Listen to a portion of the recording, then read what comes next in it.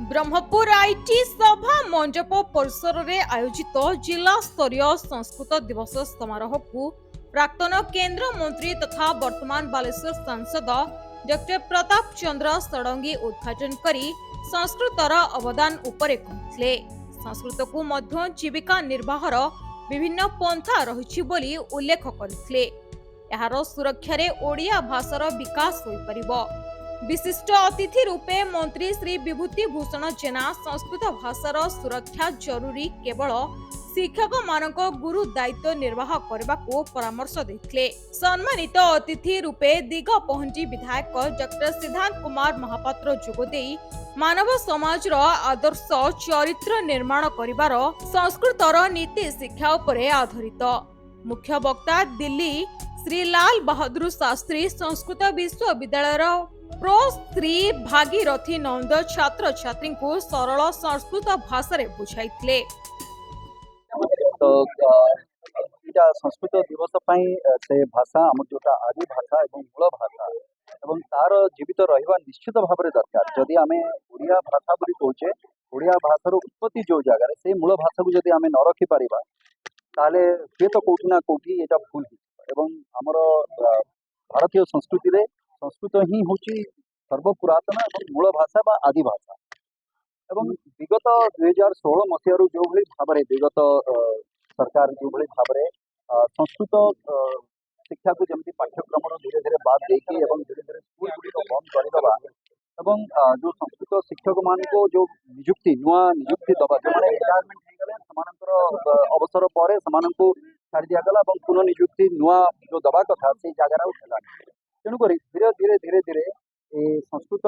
शिक्षा जो थिला हमर पाठ्यक्रम भितर बा संस्कृत प्रति जो पिला मानकर भल पाइबा थिला ताकू भी आमे धीरे धीरे दूरे दउ। जदि आमे सतरे कहूचे जे मातृभाषा को आमे संगठित करबा बा शक्तिशाली करबा ताले निश्चित भाव में कोठी ना कोठी आदि भाषा को भी हमको सेतिकी संगठित और सेतिकी शक्तिशाली करबा दरकार। देखो एटा वन नेशन वन पेंशन सेटा रहिला one nation one law everything जोटा भी सारा वन नेशन वन इलेक्शन सेमती वन नेशन पेंशन स्कीम भी आसी। तो यहाँ स्वागत योग्य मुझे जिन एवं यहाँ गोटे भल जिनस जे जमी मेरिट अच्छे से मेरिट अनुसार से प्राप्य से पाइबे। प्रत्येक लोकंर जो अधिकार रही से अधिकार अनुसार प्राप्त राज्य सरकार बर्तमान मुझे तो ठीक हेनी जिनसा किंतु ओवरऑल जब मत पचारे तो मुझे कहि ना भल आज कार्यक्रम आसते कौन कहे संस्कृत भाषा को लेकिन संस्कृत सोल ये सबू भाषार माता होचंती संस्कृत भाषा संस्कृत भाषा सब भाषा निश्चित होती एवं एत बड़ महान भाषार लोप हवा एवं सर्वव्यापी न हवा ये समस्त दुखर कारण विशेषकर भारतीय मान देवभाषा संस्कृत भाषार सर्वव्यापी करने जमीक सबुठी विद्यालय टूल आवश्यक अच्छी संस्कृत टूल जमी बंद हो जाए तार भी पुनरुद्धार एवं विशेषकर जो मैंने शिक्षादान कर संस्कृत से मत निजक सजेवा दरकार अच्छे वेश बसा परिपाटी ये सब कथार मत संस्कृत ही परिस्फुट आसवा आवश्यक अच्छे। एभलिया कथार आज कथा उठुला और आज संस्कृत दिवस समारोह आम गंजाम सब सब मास्टर मैंने शिक्षक मैंने आसते से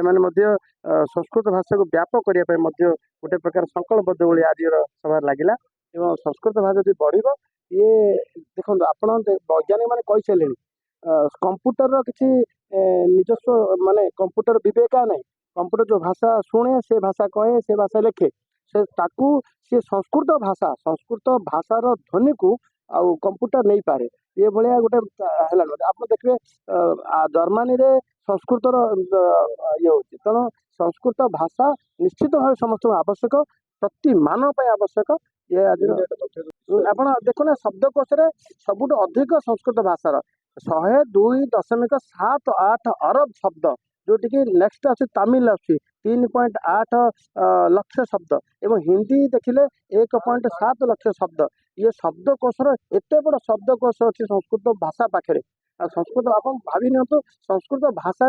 जहाँ जहाँ वेद पुराण सब वर्णित होइछि सबु समाजर जेते समस्यार समाधान संस्कृत ही मिलिबो एवं ए भाषार सर्वव्यापी हवा आवश्यक अछि। ब्रह्मपुरु लड़ुकिशोर पत्रଙ୍କ रिपोर्ट रियो न्यूज।